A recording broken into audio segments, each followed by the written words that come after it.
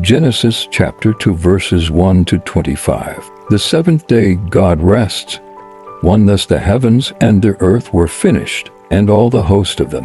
2. And on the seventh day God finished his work that he had done, and he rested on the seventh day from all his work that he had done. 3. So God blessed the seventh day and made it holy, because on it God rested from all his work that he had done in creation, the creation of man and woman. For these are the generations of the heavens and earth when they were created, in the day that the Lord God made the earth and heavens. 5. When no bush of the field was yet in the land, and no small plant of the field had yet sprung up, for the Lord God had not caused it to rain on the land, and there was no man to work the ground. 6. And a mist was going up from the land, and was watering the whole face of the ground. 7. Then the Lord God formed the man of dust from ground, and breathed into his nostrils the breath of life, and the man became a living creature. 8. And the Lord God planted a garden in Eden at east,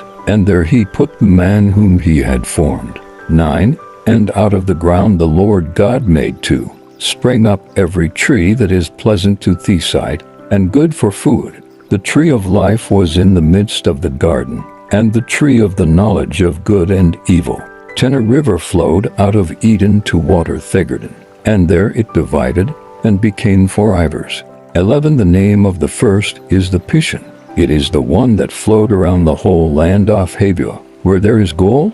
12. And the gold of that land is good. Bdellium and onyx stone are there. 13. The name of the second river is the Gihon. It is the one that flowed around the whole land of Cush. 14. And the name of the third river is Tigris, which flows east of Assyria. And the fourth river is the Euphrates. 15. The Lord God took the man and put him in the garden of Eden, to work it and keep it. 16. And the Lord God commanded the man, saying, You may surely eat of every tree of the garden. 17. But of the tree of the knowledge of good and of evil you shall not eat, for in the day that Yahweh ate of it you shall surely die. 18. Then the Lord God said, It is not good that the man should be alone. I will make him a helper fit for him. 19. Now out of the ground the Lord God had formed every beast of the field, and every bird of the heavens, and brought them to the man to see what he would call them.